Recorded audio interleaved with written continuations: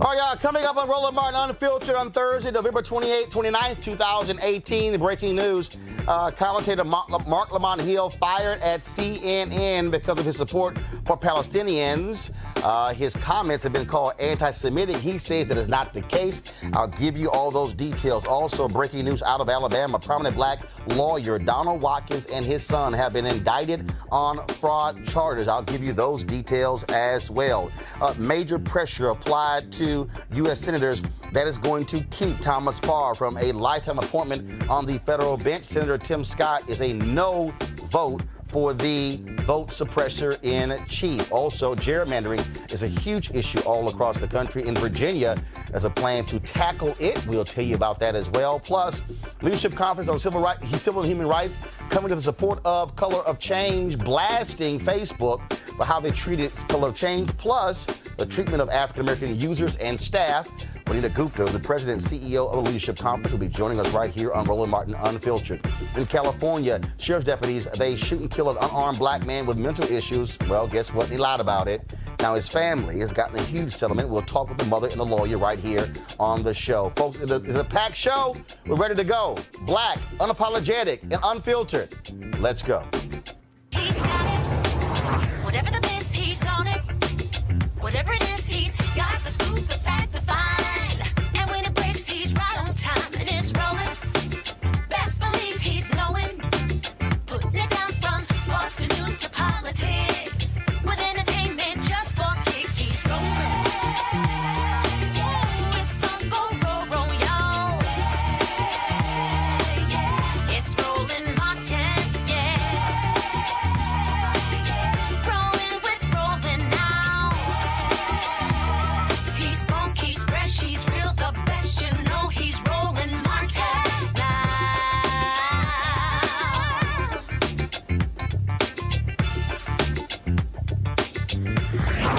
Martin.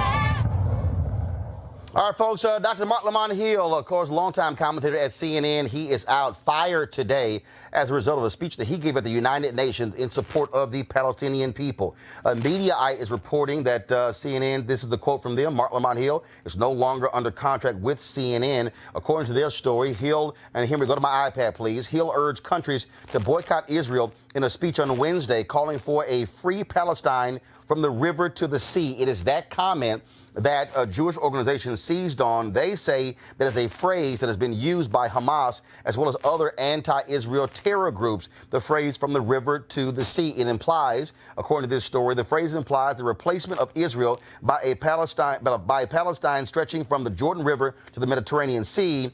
Mark Lamont Hill disputes the characterization of his comments. This is what they have here, down here. He says, quote, I support Palestinian freedom. I support Palestinian self-determination. I am deeply critical of Israeli policy and practice.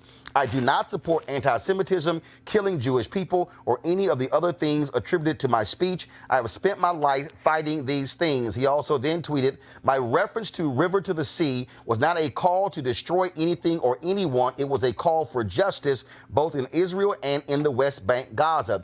The speech very clearly and specifically said those things. No amount of debate will change what I actually said or what I meant. He then said, this isn't a case of throwing rocks and hiding hands. I genuinely believe in the arguments and principles that I shared in the speech. I also genuinely want peace, freedom, and security for everyone. These are not competing ideals and values. And so here is a portion of his speech. I'm going to go to it where he talked about it. So I read some of that. And then he later said in his speech, which we're trying to get some video, he says, contrary to Western mythology, black resistance to American apartheid did not come purely through Gandhi and nonviolence. Rather, slave revolts and self-defense and tactics otherwise divergent from Dr. King or Mahatma Gandhi were equally important to preserving safety and attaining freedom. If we are to operate in true solidarity with the Palestinian people, we must allow the Palestinian people the same range of opportunity and political possibility. If we are standing in solidarity with the Palestinian people, we must recognize the right of an occupied people to defend itself. We must prioritize peace, but we must not romanticize or fetishize it. We must advocate and promote nonviolence at every opportunity, but we cannot endorse a narrow politics of respectability that shames Palestinians for resisting, for refusing to do nothing in the face of state violence and ethnic cleansing.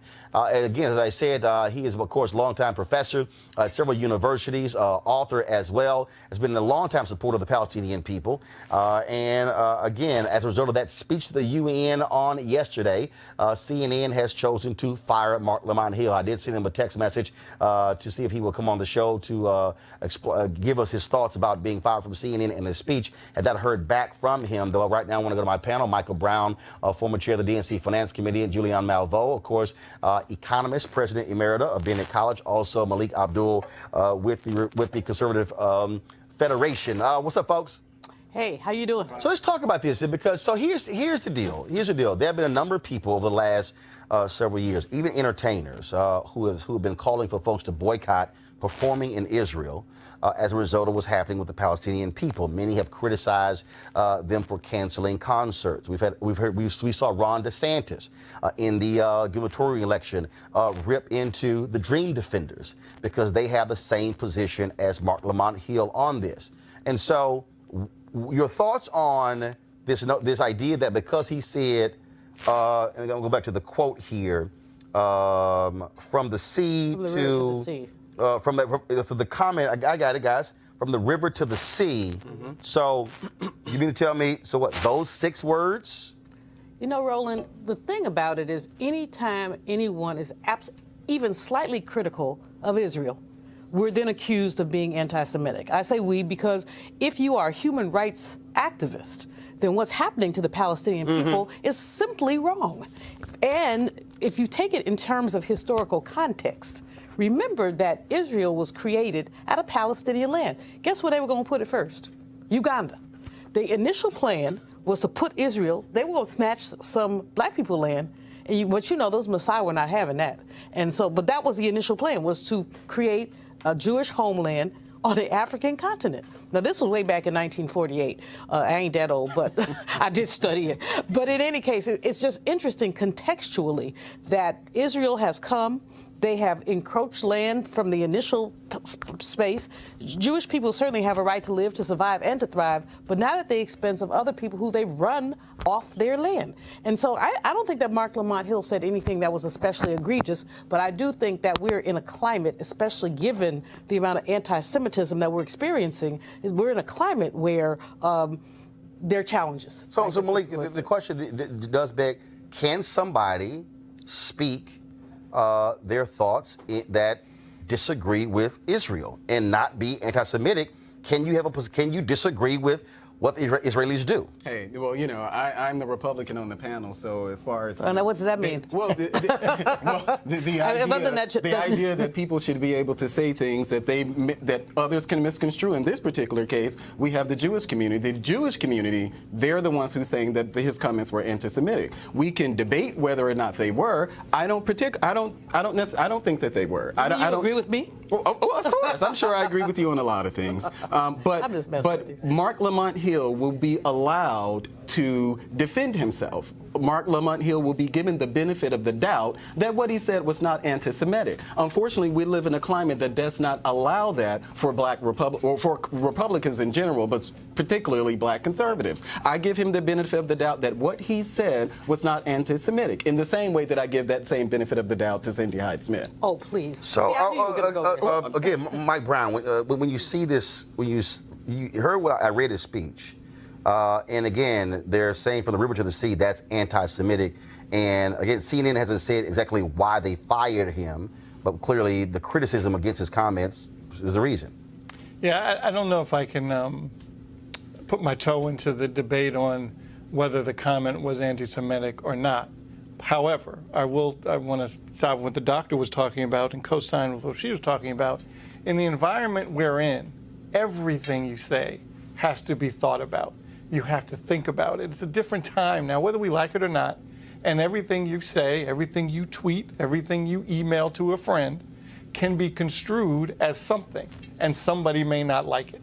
So in this environment, whether right or wrong, you got to, kind of deal with the consequences of that. Now, again, I am not saying whether right or wrong, because I don't know, and we'd have to have a further conversation whether those 6 words meant what they mean to other people and whether they were offensive or not. But clearly to some folks at CNN, they were. So the pro-Israeli faction, anything you say that's pro-Palestinian is considered anti-Semitic. And that's problematic to me. I mean, Palestinian people are human beings also. I mean, people have lost their homes, their livelihoods, everything. And because, of course, no one likes anti-Semitism, everyone recoils from the Holocaust, but that doesn't mean that Palestinian people do not have rights. And on the other hand, you and I are gonna have a conversation later about the little Klan woman in Mississippi. So again, hopefully Mark will hit back to me. We'd love to have him on the show to talk more about this, and so we'll have that for you. Some other breaking news again out of Alabama. Donald Watkins, prominent attorney in Alabama, and his son have been indicted on federal charges. This is from AL.com. Here we go to my iPad. Donald Watkins, who's 70 years old. Donald Watkins Sr. Now lives in Atlanta, of course, and his son, Donald Watkins Jr., 46 years old, indicted on a 10-count indictment. They face dealing with wire fraud, 2 counts of bank fraud, 1 count of conspiracy to commit wire fraud and bank fraud. Federal authorities, is all tied to their biofuel company. Federal authorities say between 2007 and 2014, they induced investors to pay millions of dollars into a bank account controlled by Watkins Sr., telling the investors that their money would be used for specific purposes related to the international growth of 2 companies associated with the defendants. Instead, the money was used for other purposes, including the payment of personal tax obligations, personal loan payments, alimony, and clothing, according to the indictment. And folks who don't know, again, Donald Watkins, a major attorney, represented Mayor Arrington in his case, Richard Scrushy in his case, of course, the Health South CEO, and of course, a major supporter of HBCUs. In fact, his father was a longtime president of one of the HBCUs in Alabama, and his brother, the late Levi Watkins, was a historic heart surgeon at Johns Hopkins University. And so Donald Watkins comes from an extremely prominent family, and at one time he was considered to be potentially the first African American to ever who was going to own an NFL team. And so he was actually talked about as a potential billionaire would own one of these sports teams. That, of course, did not happen. And so we'll, of course, wait to hear more about that in terms of Donald Watkins and his son. Again, both of them indicted on federal fraud charges. Folks, let's talk about the story we've been dealing with for the last several days or even weeks. Thomas Farr, North Carolina voter suppression consultant. Folks, he also was a lawyer for Jesse Helms' campaign. They were the ones who sent postcards targeting African-American voters and suggested they were not eligible to vote. Well, here's the piece. He was supposed to be confirmed today, or there was supposed to be a vote today on his appointment, but the vote has been postponed until next week. Now, yesterday, there was a vote to end cloture, which pretty much said we're going to end debate. And, of course, it was 50-50. Vice President Mike Pence broke the tie. Jeff Flake of Arizona, first of all, he initially said that he would not vote for any judicial candidate until they took up a bill that protected Robert Mueller. But then today, he said he has been problematic in terms of his concern about Thomas Farr. Now, keep in mind, he sits on the Senate Judiciary Committee. Jeff Flake voted Thomas Farr's name out of committee. So I don't quite understand, if you were bothered by Thomas Farr, why in the hell did you vote for him in committee? Well, now he's saying he's an absolute no.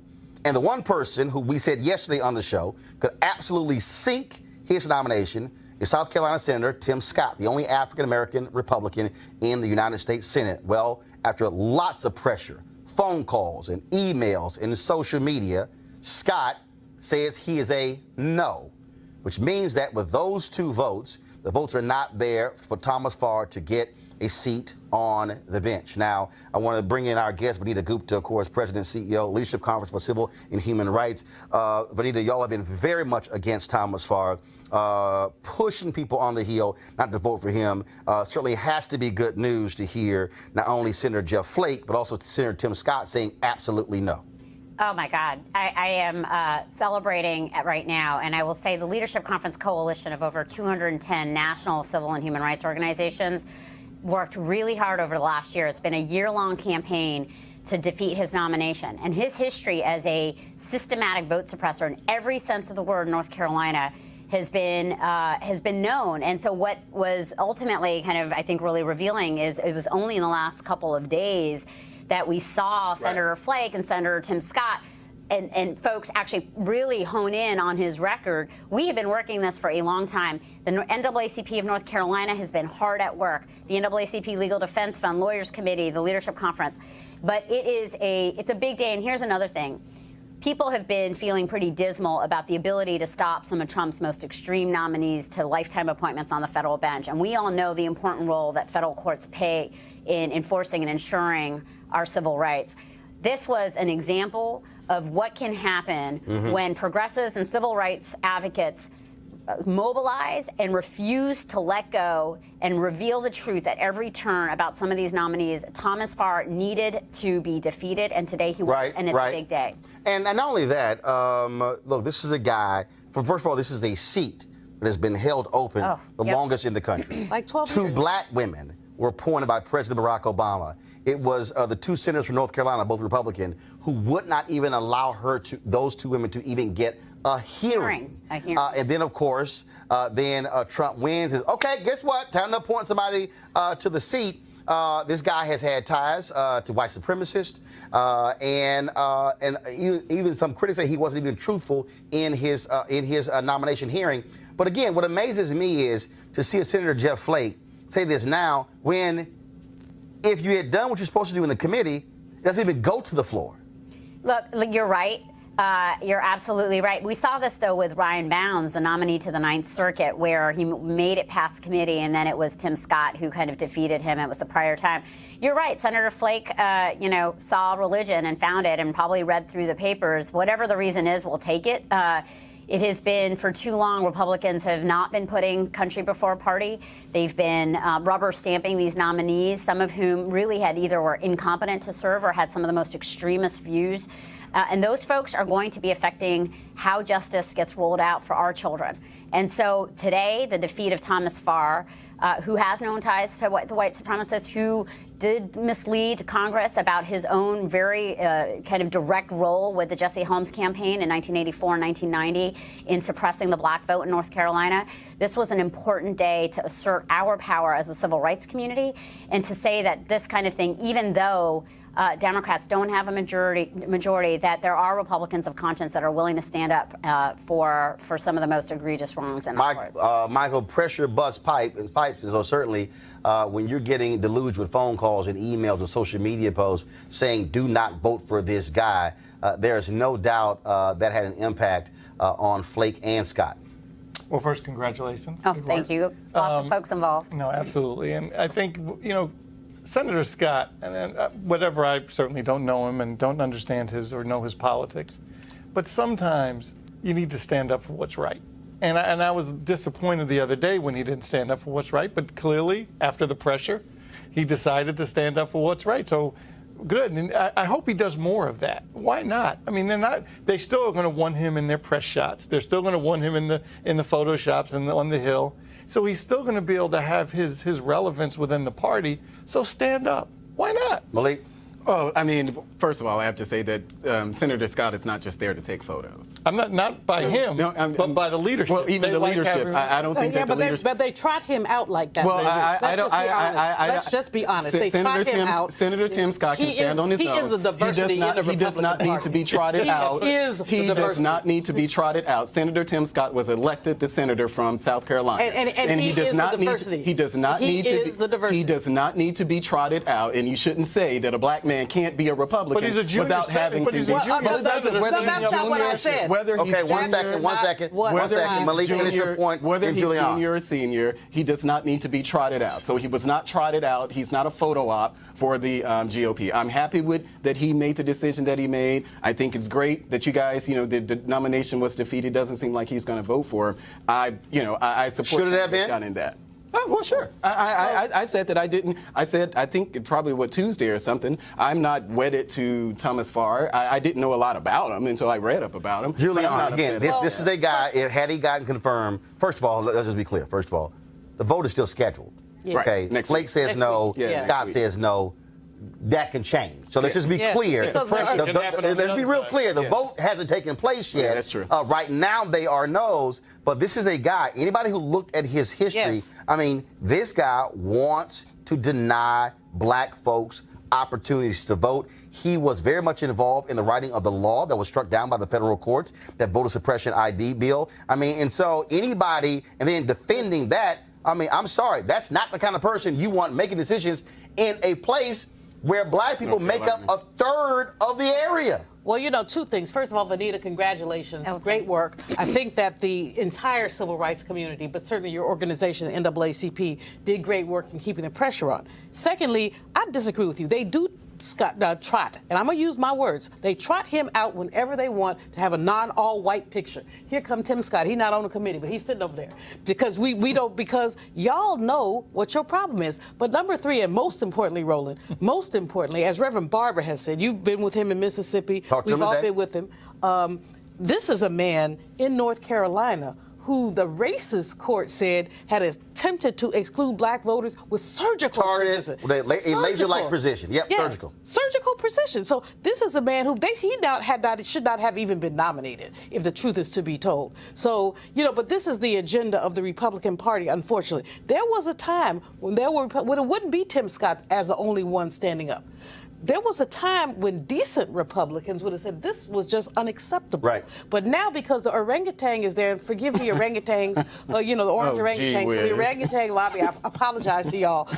I don't even know how to, what does that mean? Orangutan lobby. I mean, we're not animals, so. Well, the president, and neither is the president. The president an animal. behaves like one. Well, he's not an animal. He behaves like one. But, you know, the fact is that he has nominated people who are not only racist, sexist, etc. So what do we expect? I'm just happy. And some grossly unqualified people. Oh, I mean, yeah, when you nominate somebody who literally got out of law school just 11 years ago, and no disrespect to anybody who finished law school more than a decade ago, and also other people who literally had never filed a brief in their career, who had never walked into a courtroom, that is not who you want sitting on a federal bench. But let me just, I mean, while I'm sitting here kind of, revelatory about Thomas Farr, the reality is that the Trump administration has filled 89 vacancies in the short 2 years that it's been in office.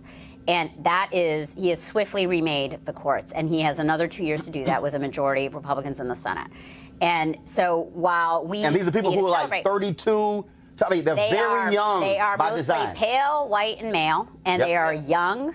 And there are others who've gotten through who have a deeply anti-civil rights agenda. And so we have a lot of work to do to cut out, but this builds power, this builds momentum. It's important for us, but we also recognize the long fight here to save the independence of the courts. The courts have been one of the most important institutions as a bulwark against some of the most egregious excesses of the other two branches of government. Which is why they want these judges on the court. They understand the power. Just for everybody understands, I think you understand why this is the case. Again, since Brown v. Board of Education in 54, since Brown 2 in 55, folks have said, wait a minute, that's where the activist court came from. The gains of the civil rights movement, but because of the courts. That's what led many conservatives to launch these institutions, these foundations, to specifically target the courts. The Federalist Society is all about creating next generation right-wing federal judges. They literally are focused on breeding them, creating them, molding them from the time they're 18 years old. That's who Brett Kavanaugh was. And there are other people who are like that. So understand why this is a major deal. Now, we talked about, of course, pressure, the importance of pressure. Well, Facebook is feeling some of that pressure as well. You might recall the blockbuster New York Times story saying how they hired a right-wing PR group to attack Color of Change by tagging George Soros to them. Others call that anti-Semitic as well. Well, Leadership Conference of Civil Rights of Vanita's organization, they have joined forces with them, calling for immediate steps from Facebook to rebuild faith among its black employees as well as their users. They wrote a scathing letter to Facebook CEO and founder Mark Zuckerberg and the COO Sheryl Sandberg. Here's an excerpt. You have put your enormous corporate thumb on the scale in attempting to make civil rights a partisan issue, when in fact civil rights is and should be nonpartisan. Supporting civil rights means respecting the fundamental dignity and equality of everyone. Instead of articulating that view as a core value of your company when you announce the civil rights audit, Facebook has instead positioned itself as equally friendly to those who advocate for civil rights and to those whose political agenda is to undermine those very same rights. Facebook appointed former Senator John Kyle to lead the anti-conservative bias review and ignored the fact that he has made incendiary and discriminatory remarks about Muslims, voted for a constitutional amendment to ban same-sex marriage, and has had a deplorable record on civil rights and liberties. While the strategy of announcing the audit at the same time may have been the politically expedient thing to do, it is also morally bankrupt. Our worst fears about this false dichotomy that you have implemented were realized when, after finally acknowledging massive voter suppression efforts on Facebook, you paired voter suppression trainings for employees with a training on so-called voter fraud, a false conspiracy theory that has been used to justify barriers to voters of color. Now, Vanita, first of all, Color of Change, of course, they are having a meeting with Facebook, with Sheryl Sandberg on this issue in terms of what happened with them. Also, we saw Mark Lucky, one of their employees, write a long piece before he resigned, sent to all employees in the company, talking about how they failed their black employees as well as their black users. When you look at again, I've talked about on the news front, all these news shows they've launched, not a single one is African American, not a single one black owned. And so it also goes to who's controlling these issues. What response do you expect to get from Facebook? Look, I think it was really important that the leadership conference stand with Color of Change, because when one of us is attacked, we need to stand together. And the response is, we wanted to put this letter before Facebook because a few months ago, several of our groups had urged Facebook to do the civil rights audit. It was going to be a top-to-bottom review of a whole host of issues, from targeted ads to predatory lending on their site to the propagation of online hate and the like. And we had faith and we were pleased when Facebook actually announced the audit, but it turns out that they haven't made a commitment to publishing the findings of the report, that we don't have any commitment yet from the highest level of the company about how they're actually going to implement the recommendations that are going to come out of it. We need to have the highest level of commitment, even from, we mentioned in the letter that we should have a task force or some part of the board that is actually engaged in implementing the changes that need to be made. For too long, these problems have been known at Facebook, and they're not just about how the platforms use. As you said, it's also about the culture internal to the company, about how do they support diversity, how do they support recruitment and retention of black employees and employees of color. This is a really important moment for Facebook, and it was important in light of the New York Times article that came out a couple weeks ago that we leverage this moment to make sure that this audit actually has teeth and is going to serve the broad community that is saying Facebook has to be able to have equitable practices and policies.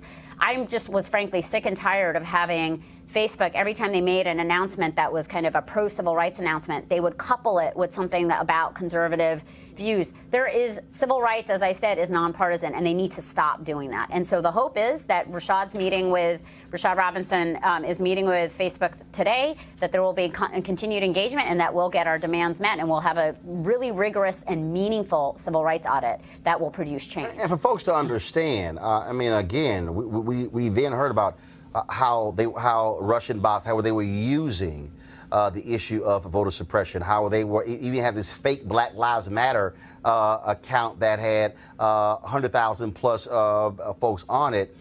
Black people were directly being targeted during this campaign. Now, of course, we're hearing as a result of emails seized in the UK that Facebook knew as early as 2014 about Russians trying to use Facebook for the purpose of impacting our election. Yeah, I mean, this is part of what the deep frustration has been for advocates that have been trying to ensure that there's accountability by Facebook for these actions. I mean, in a lot of ways, look, I think Facebook, there are folks in Facebook that are eager and recognize finally the problems that exist on the platform. The question is, what are they actually going to do about it?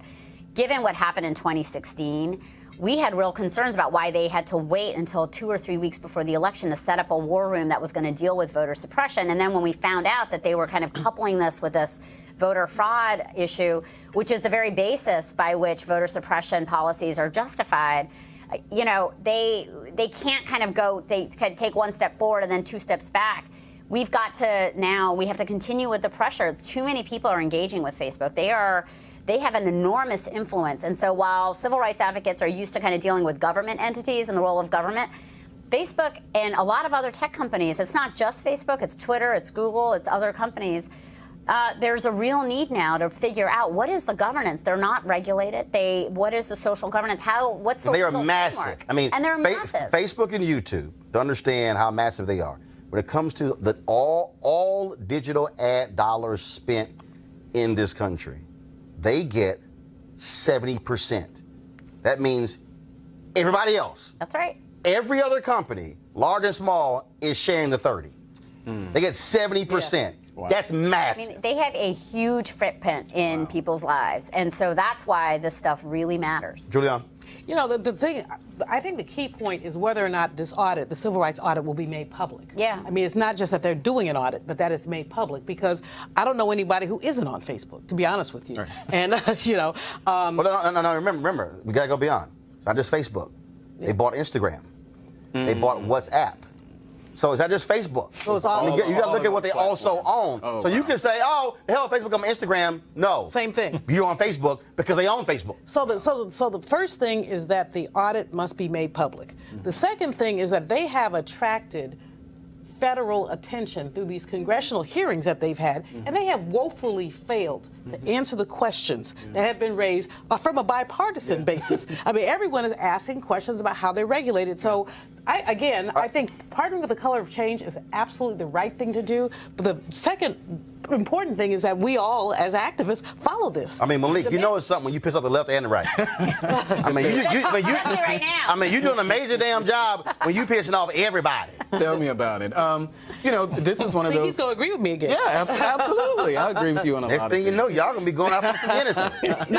Nah, we got to draw the line somewhere. If he buying, you gonna take a drink. Go ahead. Go ahead, Malik. Yeah, I thought so. Yeah, I thought so. Go ahead, Malik. But no, I think this is one of those opportunities, you know, in a perfect world where conservatives can actually work with, you know, Republicans work with Democrats. Forget conservative and anything. Where Republicans can work with Democrats to address issues like this. Because we are, you know, there are issues about voter suppression and a lot of things that we talk about, but we can come together on issues like this. The problem is that we're in such tribes that we don't want to work together. We don't want to work across the aisle because we view the person on the other side as an enemy. Final comment on this, Michael. Well, clearly Facebook, like any other company, and I don't think they're immune, as they began to grow and explode, they're thinking, besides the advertising dollars and the user fees, they're thinking as long as one side gets to say something and the other side gets to say something, we're okay, we're doing the right thing. But clearly that's not the case because the balance is not quite equal. Voter fraud and voter suppression are not the same thing. Absolutely. Well, but can I Correct. I think your point is a really good one, which is Facebook needs to decide what kind of company it wants to be and whether it has a value statement. You know, a lot of these companies, like, you know, there are tech companies that have community standards and they choose to use it. It's not, they don't consider themselves this neutral platform. They have chosen to stand for something. And I think Facebook puts itself out as a neutral platform. Correct. But the problem is other folks are exploiting it, and they do have a responsibility. They are private actors. They are not government actors, and the need to actually figure out what is happening on their space. And the need really for a more rigorous legal framework, because a lot of our landmark civil rights laws the courts haven't decided that they apply to these digital platforms. Yeah. So we're in a little bit of this limbo land, and that's why I think there's kind of a lot of attention on these companies right now. All right, we certainly appreciate it. Thanks a lot. Thank you. All right, going to a break right now, folks. When we come back, we're going to talk about gerrymandering and what folks in Virginia are trying to do after we saw when Michigan passed the ballot initiative. Virginia says, you know what, time for us to do the exact same thing. We'll be back in a moment on Roland Martin Unfiltered.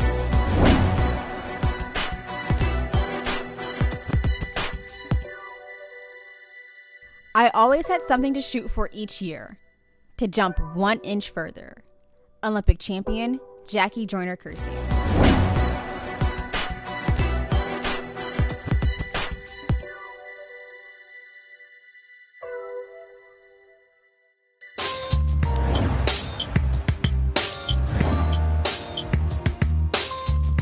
Back out. I got it. Get out. All right, y'all. HBCU Giving Day, hashtag HBCU Giving Day. The university today, I don't know how in the hell they got picked. But Bennett College in Greensboro, North Carolina, founded in 1873, later reorganized in 1926 as an all-female institution. Who used to be the president there? Yeah. Well, hey. Queen Hennessy, Dr. Julianne Malvo.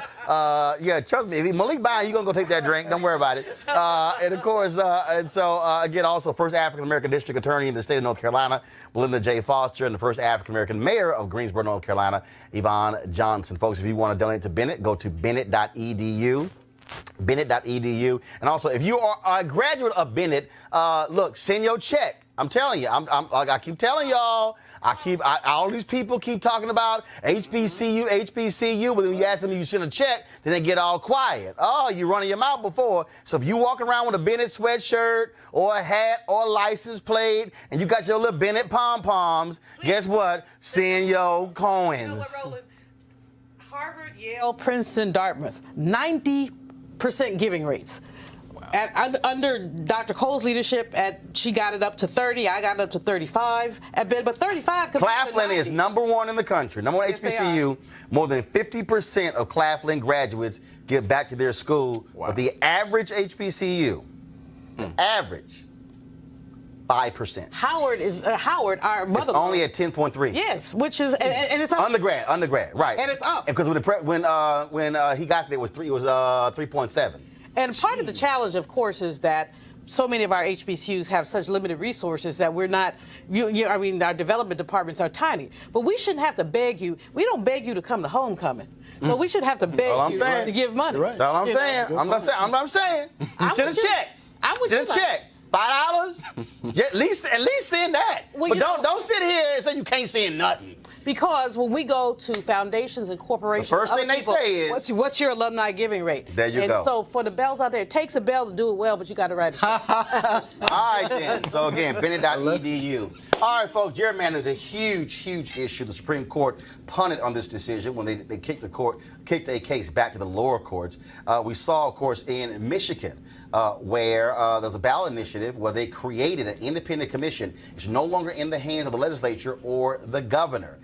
In North Carolina, guess what they're trying to do? Well, they got gerrymandering there. And you want to understand the impact of gerrymandering? Here's the piece. Republicans received about 50% of the votes cast in the midterms, but they won 10 out of 13 seats. Yeah, that's exactly what they did. Also, in Virginia, you have an effort there when it comes to deal with the issue of gerrymandering. They made an announcement of that today. Joining us right now is Brian Cannon, Executive Director of One Virginia 2021. One Virginia 2021. And so, Brian, let's talk about that. What is the plan that you have for Virginia? We saw what just happened in Michigan. Is this going to become the trend? Is this a ballot initiative, or are you trying to get the legislature to pass this? A little bit of both. In Virginia, we have to pass it through our legislature twice, and then it gets on the ballot for people to vote. It would be in Virginia in November of 2020. I have no doubt Virginians would approve it. We've got to get it through our legislators and tell them that we want to let the people vote. And again, we're seeing, people realize why the ballot initiatives are most important because, frankly, when you have parties controlling this, they want to structure these seats to benefit them. And one of the reasons why we have such extreme partisanship is because you have gerrymandered seats where if you're guaranteed to win, there's no need for me to talk to somebody on the other side. So true. It pushes everybody to the polls. Makes it hard to come to the middle. It makes it hard for our politics to actually address the issues we want them to, right? When you see, support on key issues, over 70% of Americans or Virginians want X, and our Congress or our state legislature refuses to even hear bills on X. That lets you know something's wrong and the people aren't being heard. So what is so you say you must get it passed twice, like by both chambers? By both chambers. We're not like California. I think you and I and a couple other people could write on the back of a napkin and amend California's constitution. Virginia, we take our time in doing this. But the political dynamics are interesting because right now the Republicans control our legislature. We have a Democratic governor. But the blue wave has been pretty big in Virginia for the last 2 Novembers, and I don't think Trump's going to lose his Twitter handle anytime soon. So I guess that the blue wave will continue, and that makes it actually advantageous for perhaps some of those Republicans in the House of Delegates. The Senate Republicans have been good, but in the House of Delegates, to stop dragging their feet. You can look at Governor Larry Hogan, who's been a champion of redistricting reform, or John Kasich, or Arnold Schwarzenegger. I mean, these are Republican governors who have made it happen in their states. There's no party affiliation, or nobody's got a halo perfect in this for any party. It's about really giving the people the opportunity to choose their representatives. All right, then. Well, Brian, we certainly appreciate it. Good luck with that, and we certainly hope it takes hold. Thank you, Roland. Appreciate it. All right, then. Folks, going to go to a break right now. We come back. A major verdict for a family in California. A mentally man shot and killed by cops. They lied about it. Now they got a big payday, but unfortunately their son is still not with us. We'll be back on Roland Martin Unfiltered in just a moment. You want to support Roland Martin Unfiltered? Be sure to join our Bring the Funk fan club. Every dollar that you give to us supports our daily digital show. There's only one daily digital show out here that keeps it black and keep it real as Roland Martin Unfiltered. Support the Roland Martin Unfiltered daily digital show by going to RolandMartinUnfiltered.com. Our goal is to get 20,000 of our fans contributing $50 each for the whole year. You can make this possible. RolandMartinUnfiltered.com. All right, folks, we've heard this story before. A black man with mental health issues shot and killed by police. A video then surfaces that contradicts the officer's reports. Then the family sues. What's a bit unusual about this case is that the officer who killed 25-year-old Anthony Smith was also African-American. What's not unusual is that the cops lied. Well, yesterday, a jury in California awarded the family $2.5 million. Joining us now from Riverside, California, is Anthony's mom, Sybil Davis, and her attorney, John Harris. Sybil, first and foremost, we're so sorry for the loss of your son, but surely it has to just drive you crazy. And not just because the cop is black, but the fact that you have cops who committed this act and then lied about it and somehow believe they would just get away with it. Yeah. It's unbelievable. Looks like we got some feedback issues right there. So guys, let me know if we can get that sorted out with Sybil's microphone. Is it John Harris there? How are you, Roland? John. So same thing. So John, do me a favor. It looks like we're getting feedback. If you could, so I'm not quite sure why. Okay, so you need him to mute his phone, folks? Okay, so Mike, do this favor. John, if you could actually mute the microphone on your phone, then that way when we get in the feedback. We'll get that. All right, John, can you hear me now? Yeah, I can hear you. Okay, that's much better there. And folks, folks in the control room, let me know when Sybil, when her connection is also straight. So John, again, you have these cops who commit these acts, lie about it, and then for many of them, they keep going on as if and no one holds them accountable. Well, what happened in this case was remarkable. The deputies involved in the shooting were interviewed by the homicide detectives within hours of the shooting. They didn't realize there was a video of the shooting. So they had put together their story to make it look like the force they used was reasonable by lying about what Anthony was doing right before he was shot, which turned out to be not the case. For one, they said that Anthony had lunged at him. He had not. He was just standing there. Okay. They secondly said he never went down. He was just approaching him, which was not the case. So, and then they said that they had to do it in fear of their lives, which was absolutely untrue. So we uncovered during discovery a video of the shooting that was taken by a lady that happened to be sitting at the intersection. Thank God for her. Had she not done that, we wouldn't be sitting here today. This case would have never gone to trial because their lies would have prevailed. And Sybil, that's really, I think, what is most unfortunate, that if it wasn't for the video of bystanders, we wouldn't be knowing the truth in so many of these cases. Right. It's very unfortunate. Same thing. Just hold on 1 second. I think they're going to mute your phone as well, so we're not getting the feedback. We're done. Okay. Let me know when we're straight. We're almost there. Okay, is that better? There we go. Go ahead. Actually, I think I'm still having some problems. But Sybil, go ahead. I'm just very pleased that the jury was able to see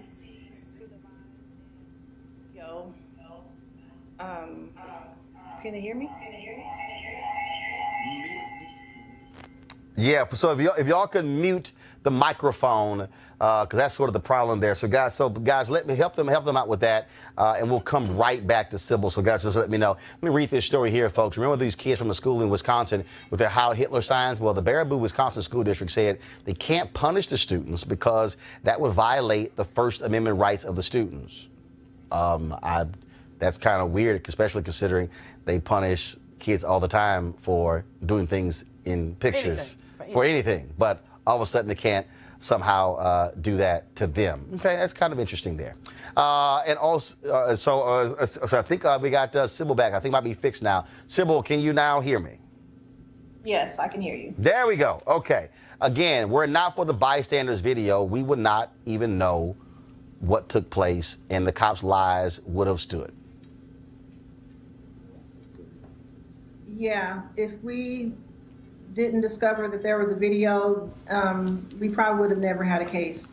I'm very grateful that the video surfaced and the truth was able to come out. Did the police, they ever apologize? That was a very graphic video, I might say. We actually saw them take that last shot at Anthony, and he went down for good after that shot was taken. And frankly, that was the issue that the jury looked at. We said, look at that video and see with your own eyes what occurred on that morning of July 16, 2015. What happened to the police officer?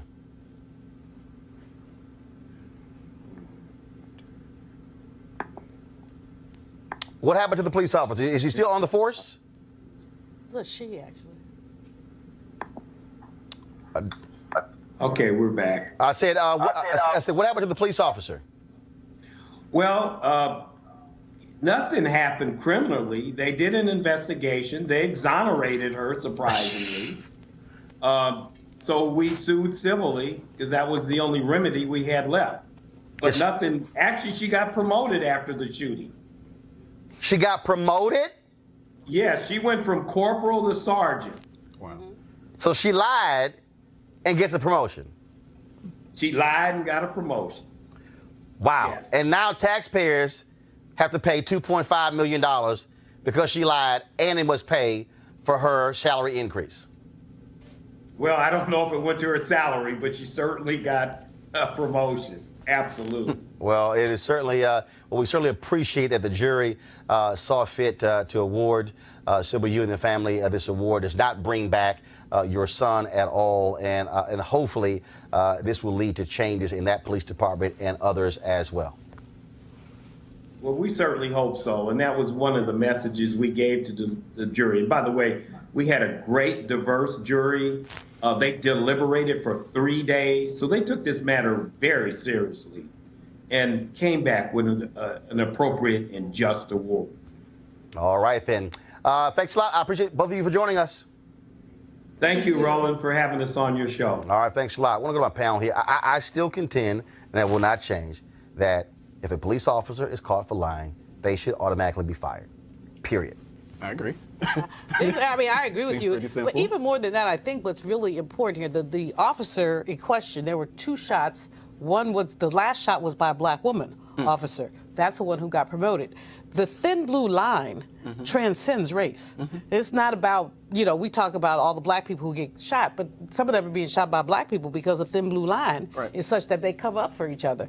And so, I agree with you, Roland, completely. If you get caught lying, you should be fired. Furthermore, if you don't have your camera on, why are we relying on bystanders with their phones when it ought to be the body cam that you're supposed to have on your body? That's why it's called a body cam. Again, because they want to turn the audio off or turn the video off. And same thing, I believe if you turn that camera off, bye. Gone. Michael? I just don't know. I'm putting my law school hat on. I don't understand the arrogance of the Riverside DA's office. Once the video surfaced, why was there a trial in the first place? They should have been writing settlement negotiations as soon as the video came out. I don't understand what, but they were thinking it's okay. Because the police we'll be able to get through the benefit of the doubt. Of course, absolutely. Give them that. Yep. Yeah. And this is another one of those cases where, there, of course, there are levels to things. And in this particular case, when we're talking about life or death, And if a police officer lies about something, and especially in commission of that type of injury, I think they should just go ahead. The other piece of it is this: what's the correlation between these shootings and mental illness?